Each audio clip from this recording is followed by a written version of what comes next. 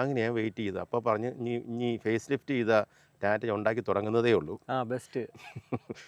ഉണ്ടാക്കി തുടങ്ങുന്നതേ ഉള്ളൂ, അത് വരാൻ സമയമെടുക്കും, സാറാണ് അവിടുത്തെ ഫസ്റ്റ് കസ്റ്റമർ, സാറ് തന്നിട്ട് ഇത് ആർക്കും കൊടുക്കുകയുള്ളൂ.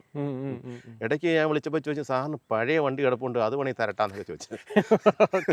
സത്യം പറഞ്ഞാൽ ഞാൻ അത് ആണെങ്കിലും വാങ്ങിക്കാമെന്ന് വിചാരിച്ചു.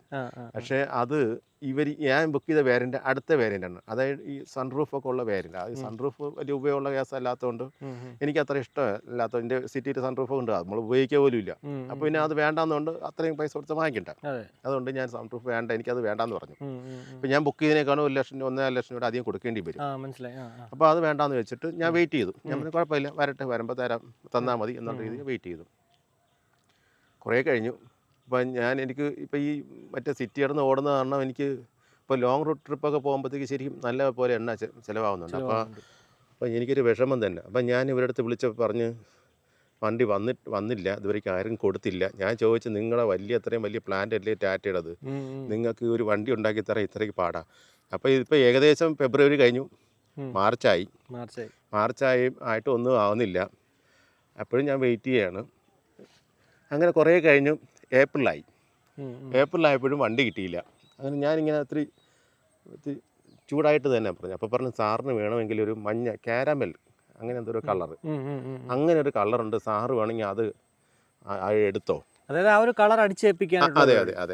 അത് അപ്പോൾ ആവുമ്പോൾ തന്നെ ഈ എടുത്ത എക്സിക്യൂട്ടീവ് തന്നെ പറയുന്നുണ്ട്, സാർ ഇത് വേറൊരാൾക്ക് ബുക്ക് ചെയ്താണ്, വണ്ടി വന്നപ്പോൾ അവർക്ക് വേണ്ടാത്തതുകൊണ്ട് യാടി കിടക്കുന്ന, സാറ് വേണമെങ്കിൽ എടുത്തോ.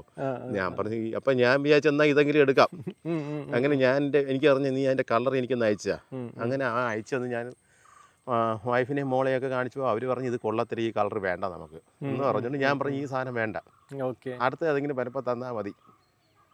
അങ്ങനെ അടുത്ത വീണ്ടും ഞാൻ വെയിറ്റിംഗ് ആയി. ഏപ്രിൽ കഴിഞ്ഞു, മെയ് ആയപ്പോഴും ഞാൻ വിളിച്ച് അവസാനം ഒരു ദിവസം വൈകുന്നേരം എന്നെ വിളിച്ചു ചോദിച്ചു, സാറിന് ഒരു സൂപ്പർ നോവ കോപ്പർ അത് സാറിന് തന്നാൽ സാർ എടുക്കുമോ? വേറെ കളർ എനിക്കൊന്ന് ബാക്കി വരുന്ന കളറൊക്കെ എന്നെ കൊണ്ട് എടുപ്പിക്കാനുള്ള പരിപാടിയാണ്. അങ്ങനെ അവർ വിളിച്ച് പറഞ്ഞ്, അപ്പം ഞാൻ പറഞ്ഞു, എനിക്ക് ആഷ് കളർ മതിയായിരുന്നു, കാരണം മറ്റേ കളർ ഞാൻ വിചാരിച്ചു ഈ സൂപ്പർ നോവ കോപ്പറും അന്ന് കാണിച്ച കളറും സെയിം തന്നെയാണെന്നാണ്. അങ്ങനെ ഞാൻ പറഞ്ഞു, നീ അതിൻ്റെ ഒരു പടം അയച്ചതാ, ഞാൻ ഒന്ന് ഇത് കണ്ടു നോക്കട്ടെ എന്ന് പറഞ്ഞു. അപ്പോൾ ഞാൻ അയച്ചതെന്ന് വൈഫിനെ കാണിച്ചപ്പോൾ ഓക്കെ, അതെങ്കിൽ അത് ഓക്കെ. അങ്ങനെ നമ്മൾ ഫിക്സ് ചെയ്തു, മെയ് മാസം ആദ്യം ഇപ്പോൾ ഫിക്സ് ചെയ്തു, ഇത് മതി, ഓക്കെ